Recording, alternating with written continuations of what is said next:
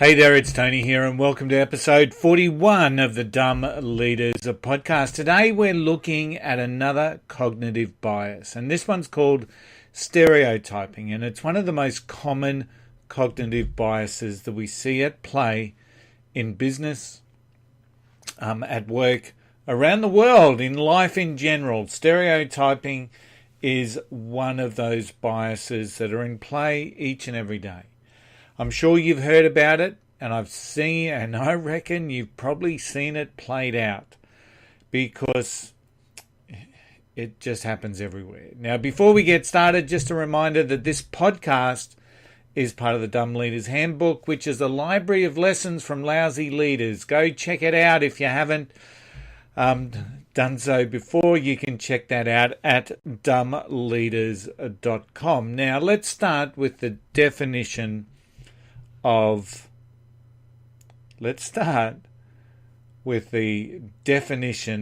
stereotypes. What it also means, sometimes they're commonly held stereotypes within a society or a community group. It could be a widely held public belief. It could be driven from current events. It could be driven from Facebook. It could be driven from fake news. You know the deal. So some of those stereotypes are things like all blondes are dumb, for example. That's a stereotype. And it's unlikely, mostly not true. Now, it's in the same light as all Muslims are terrorists, all Irish are drunks, all nerds are geeks, and all jocks are bullies. There may be some semblance of truth, but generally to categorize an entire population of a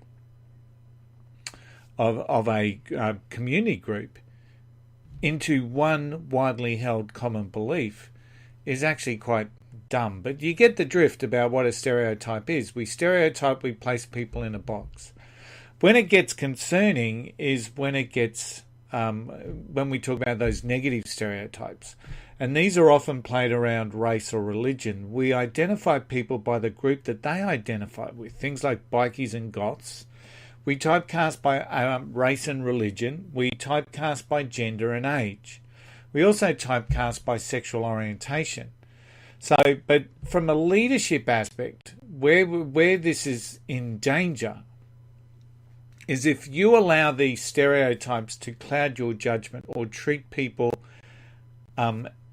based around a stereotype as opposed to basing that on the person that they are individually.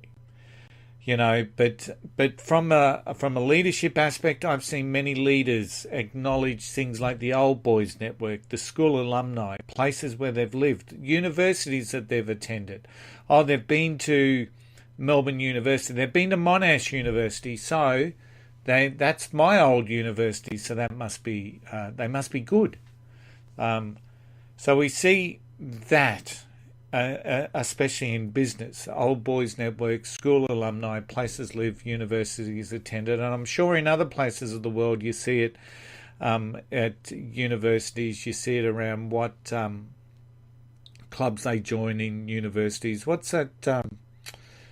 What they do with the Alpha Beta Pies and that part of the world in America.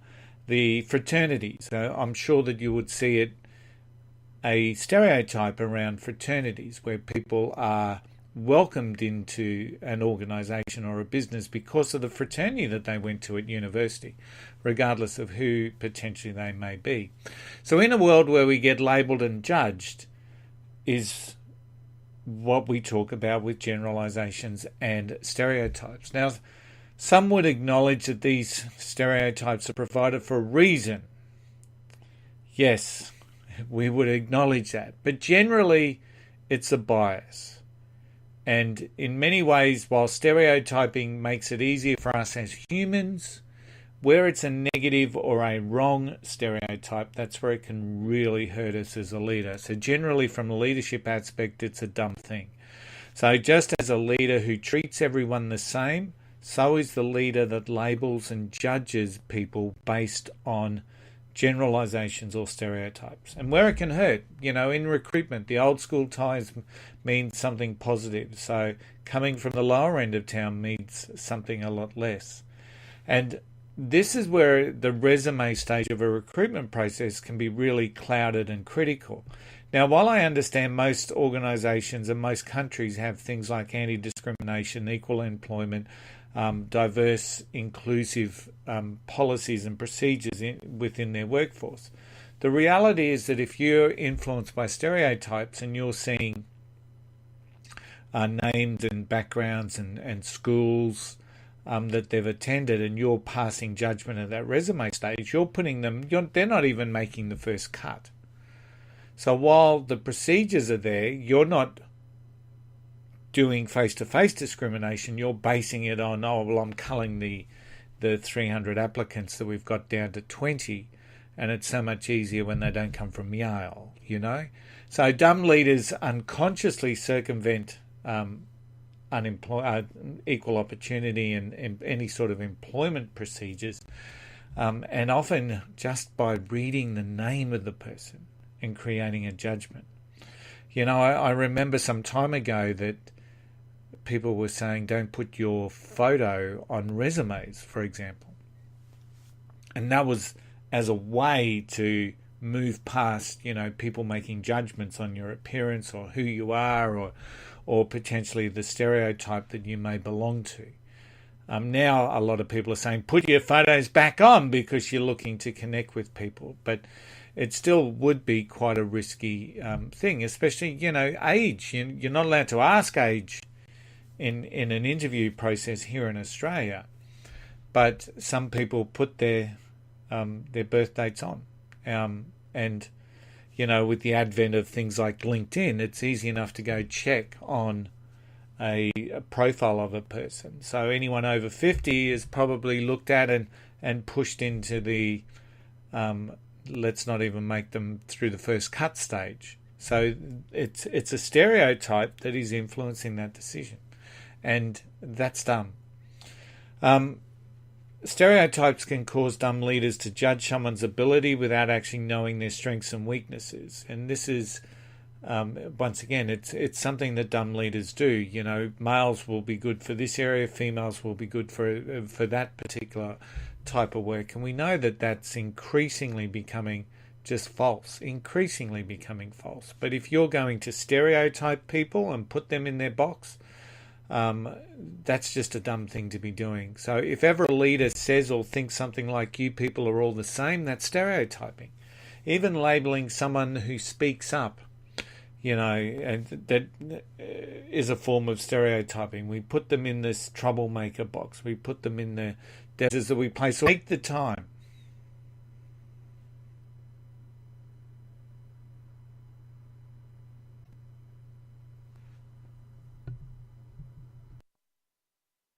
So take the time to get to know and to make them understood. Hey, we've had some sound issues. I really do apologise. We do these as a live broadcast now.